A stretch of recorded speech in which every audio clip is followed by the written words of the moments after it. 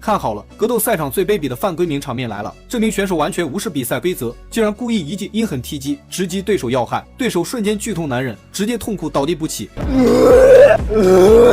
而犯规者马利科卡卡耶夫却冷漠站在一旁，没有丝毫愧疚，反而满脸嘲讽肆意挑衅。Let's go！ 在他眼里，只有输赢，毫无体育精神和尊重可言。眼看队友惨遭恶意暗算，受伤选手的朋友挺身而出，登台为兄弟讨回公道。复仇大战一打响，瞬间点燃全场气氛，一记凌厉高踢震撼全场。